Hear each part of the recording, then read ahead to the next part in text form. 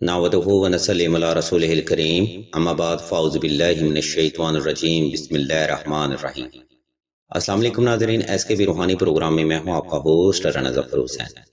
عزیزان محترم، آج کی ویڈیو میں ہم آپ کو دشمن کی زبان بندی کا وظیفہ یا جباروں کے بارے میں بتائیں گے۔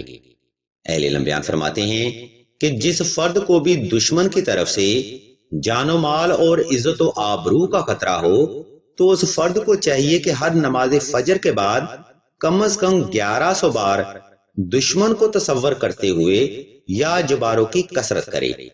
انشاءاللہ اس شخص کی دشمن پر ہیبت اور برتری تا حیات قائم رہے گی، بلکہ دشمن آپ سے دور رہنے پر ہی اپنی بھلائی سمجھے گا۔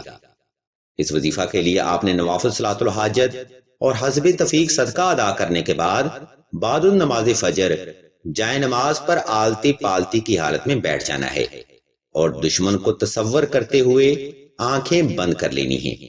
اس کے بعد آپ نے دل کی ہر دھڑکن کے ساتھ اسم یا جباروں کی تلاوت شروع کرنی ہے۔ یہ تلاوت آپ نے آہستہ آہستہ توجہ سے اور یکسوئی کے ساتھ کرنی ہے۔ یاد رہے 10 منٹ کے اس اسم اعظم کے عمل میں آپ کی توجہ پل بھر بھی اپنے مقصد سے غافل نہ ہونے پائے، جو کہ اس عمل میں کامیابی کی واحد اور اقلوتی شرط ہے۔ اس عمل کو ترتیب کے ساتھ جاری رکھیں، انشاءاللہ دشمن کی زبان بندی کا وظیفہ ضرور کامیاب ہوگا۔ ناظرین محترم، اگر آپ کو دشمن کی طرف سے جادو، سحر و اسیب یا تعویذات کا سامنا ہو تب کوشش کریں کہ یہی قرآنی عمل نقش اسم اعظم تحریر کرنے کے بعد ہی شروع کیا جائے۔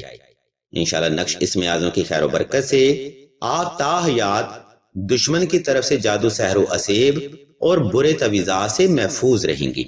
عزیزان گرامی، نقش اسم اعظم لکھنے کے لیے ہم ایک اسکیچ اسکرین پر شو کر رہے ہیں تاکہ آپ سہولت کے ساتھ نقش اسم اعظم بآسانی تحریر کر سکیں۔ اگر اس نقش مبارک کی آپ کو مزید معلومات درکار ہوں تو آپ راشد بھائی کے نمبر پر واٹس ایپ کر کے مزید رہنمائی بھی حاصل کر سکتے ہیں۔ الغرض ناظرین محترم، آج کی ویڈیو میں ہم نے آپ کو دشمن کی زبان بندی کا وظیفہ یا جباروں کے بارے میں بتایا ہے۔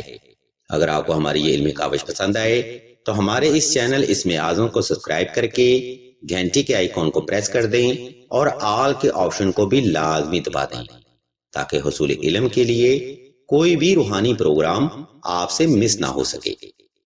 ہم اللہ تبارک و تعالیٰ کے حضور دعا کرتے ہیں کہ تمام مسلمانوں کو اپنے حفظ و ایمان میں رکھیں اور تمام مسلمانوں کی تمام نیک اور جائز حاجات کو صدقہ محمد والے محمد کی نسبت سے جلد پورا فرمائیں۔